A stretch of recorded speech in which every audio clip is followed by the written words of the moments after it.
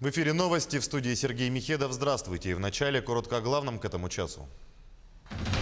Достигнутое опережение показателей экономического роста в Якутии. Главы регионов Дальнего Востока подвели итоги года. Чтобы помнили, столичным прохожим раздают суточную норму хлеба блокадников Ленинграда. И в московском зоопарке теперь обитает титулованная панда. Она получила сразу 3 международные награды.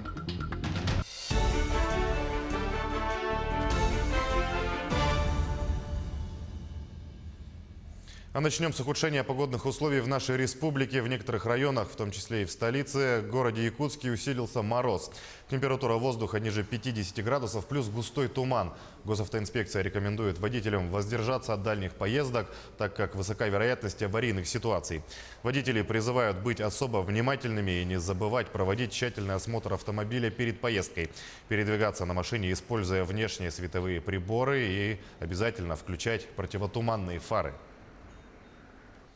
Меры безопасности от китайского коронавируса примут на Дальнем Востоке. Обеспечить безопасность на приграничных территориях поручил полпред президента в макрорегионе Юрий Трутнев. Исполнят поручения Роспотребнадзора и погранслужба ФСБ совместно с главами дальневосточных регионов. Кроме того, они должны разработать комплекс превентивных мер по защите населения. В настоящее время число подтвержденных случаев превышает 2000, летальных исходов 56.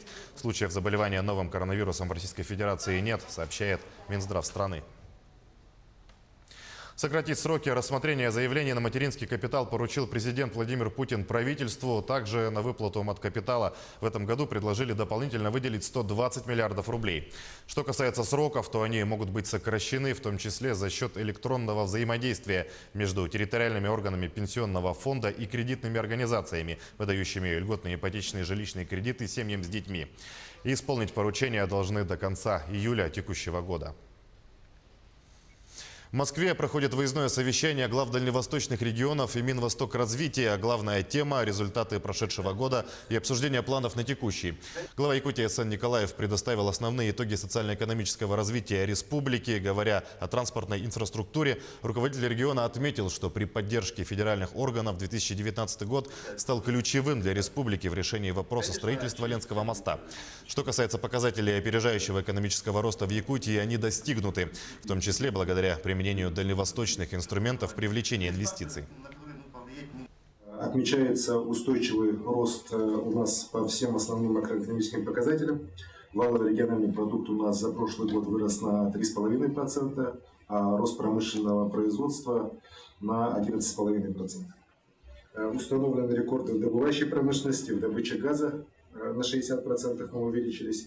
Нефти 14 с лишним миллионов тонн добыта. В рейтинге по индексу развития человеческого капитала занимает 1-е место в округе и 6-е место в стране. Численность населения у нас увеличилась за год на 2500 человек. В Нерюнгринском районе жители 250 многоквартирных домов, подключенных к Нерюнгринской ГРЭС и Чульманской ТЭЦ, получили квитанции с перерасчетом. Им провели ежегодную корректировку начислений по фактическим показаниям счетчиков по итогам прошлого года. Напомню, за отопление все жители республики оплачивают равными долями в течение года. Такая модель принята для уменьшения финансовой нагрузки на граждан в наиболее холодные месяцы.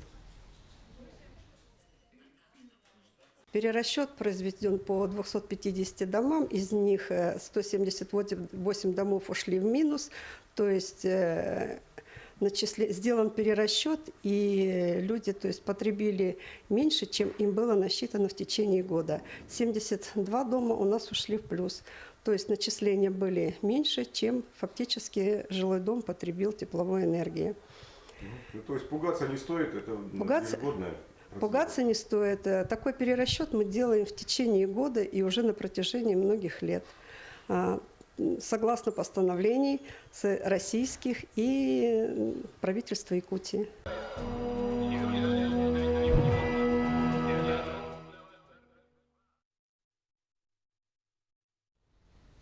До празднования 75-летия Великой Победы осталось совсем немного. По всей России уже проходят различные мероприятия, посвященные этой большой дате. В этом году Всероссийское общественное движение «Волонтеры Победы» инициировало акцию «Блокадный хлеб», рассказывает Сарглан Неустроева. Военная блокада Ленинграда длилась 3 года. Это 871 день страшного голода и бесконечной бомбежки. Тогда буквально каждая крошка была на счету, а суточная норма хлеба не превышала 200 граммов. Ужасы блокады жителей Ленинграда до сих пор не могут вспоминать без слез. Из блокады помню, когда привезли папу. Папа умер прямо в цехе, там, на заводе. Привезли его домой. Запомнилось, что было светло, потому что зажгли лампадочку. После того, как папа умер, уже нас вот и эвакуировали.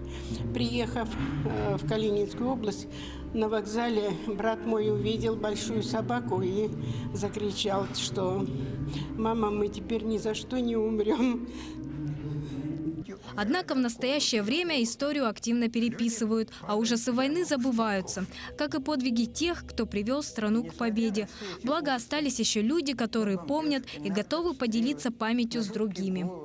Акция является напоминанием о мужестве, о стойкости мирных жителей Ленинграда во время Великой Отечественной войны. И также сегодня участники акции узнают много нового интересного о годах Великой Отечественной войны, непосредственно о блокаде Ленинграда. В этом году Великой Победе над фашистской Германией исполняется 75 лет.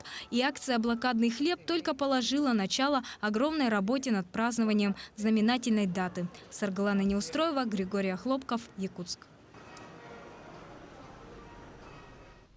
Идем далее. Переобучение по нацпроекту в Якутии за 2 года пройдут более 500 человек. Определены объемы и показатели, количество работников, предприятий и участников, которые будут проходить переобучение. На эти цели из федерального бюджета предусмотрены более 18,5 миллионов рублей на следующий год и 15,5 миллионов на 2022. В Якутии провели опрос компаний, претендующих на участие в программе. Получен ответ от 5 предприятий о необходимости обучения 135 человек. Второй опрос начнут уже в феврале. В Якутске впервые появится эвенкийский класс. Его наберут в следующем учебном году в 26-й школе. С инициативой создания такого класса выступила Ассоциация коренных малочисленных народов Якутии. Основная образовательная программа будет идти на русском языке, а эвенкийскому обучат на отдельных уроках, связанных с национальной тематикой. Также он будет использоваться во внеурочное время и для воспитательных мероприятий. И в продолжение темы коренных народов в Мирном состоялся финал республиканского конкурса «Язык предков». На протяжении нескольких месяцев творческие коллективы со всей Якутии проходили отборочные этапы детского конкурса. По итогам гала-концерта жюри объявило 3 победителей, рассказывает Марферина Алексеева. В честь Международного года языков коренных народов экологический центр акционерной компании «Алроса» организовал детский конкурс «Язык предков». Всего заявилось более 250 заявок. Творческие коллективы представляли песни, танцы, стихи и постановки, посвященные родному языку и традициям коренных народов Севера. На финальный этап прошло 6 коллективов. Территория Якутии, она уникальна и очень-очень многонациональна. Здесь проживают и якуты, русские, и венки, и вены, долганы, татары. У них есть культура, есть история, есть самобытность. То есть, и как раз задача конкурса была продемонстрировать всю вот эту многонациональную, существующую, наверное, отличительную там черту, что, я считаю, по своему мнению, нам сегодня, безусловно, удалось. Финальные номера порадовали зрителей оригинальностью. Присутствующим посчастливилось услышать произведения, исполненные на разных языках. И по итогам непростого голосования лауреатами 3-й степени и обладателями приза в виде видеокамеры стал танцевальный коллектив с города Удачного «Талантия». Второе место и приз ноутбук получил дуэт Архиповского Александра и Надык Кервина из города Мирного. С давних пор живут как братья Югагир, Эвен, Якут. А победителями и обладателями аудиосистемы стал коллектив чтецов села Верхневилюйск «Джулусхан».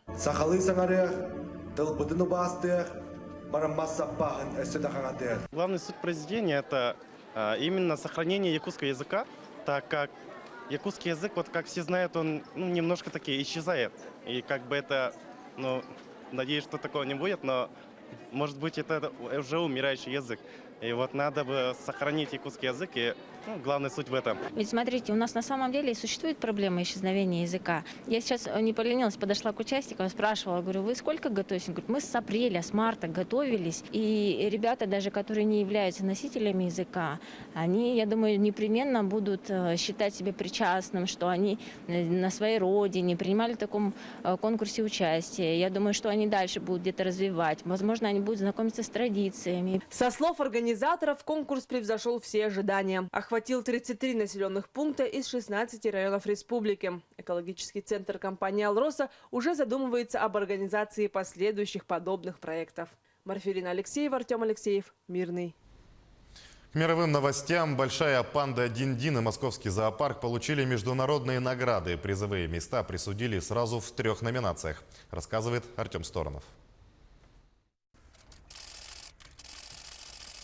Золото в категории «Панда события года», серебро в категории «Панда персона года» и бронза в номинации «Любимая панда за пределами Китая». В четверг в российской столице прошло вручение премии Giant Panda Global Awards, лауреатом которой впервые стал Московский зоопарк. Когда заканчивается один год и начинается следующий, поп-звезды и знаменитые футболисты участвуют в разных церемониях награждения и получают всевозможные премии. И мы подумали, почему бы не сделать что-то подобное для бамбуковых медведей, а также для людей и организаций, которые работают с этими животными в неволе. Панда событием года стало открытие вольерного комплекса «Фауна Китая» в июне прошлого года. Почетное 2-е место в номинации «Панда персона года» досталось генеральному директору зоопарка Светлане Акуловой. А на 3-м месте среди любимых панд за пределами Китая оказалась самка Дин-Дин. Они, конечно, интеллектуально развитые, очень хорошо поддаются изучению, потому что с ними занимается наш целый отдел научный. Им каждый день приносят новые игрушки, развивающиеся какие-то мероприятия им делают, специальные задания. Они у нас не просто отдыхают каждый день, у них целый день расписан по часам, по минутам, и они у нас работают. Да? Есть несколько часов, когда они могут отдыхать. Награда ежегодно присуждается ведущим зоопаркам, природоохранным организациям и специалистам, вносящим свой вклад в сохранение, защиту и исследование бамбуковых медведей. Победителей выбирают в ходе онлайн-голосования. Всего в рамках премии 15 номинаций, в каждой из которых за победу борются от 5 до 10 претендентов. Наши корреспонденты следят за развитием событий в республике и за ее пределами. Еще больше актуальной информации вы найдете на наших официальных сайтах nvk-online.ru и як24.ru.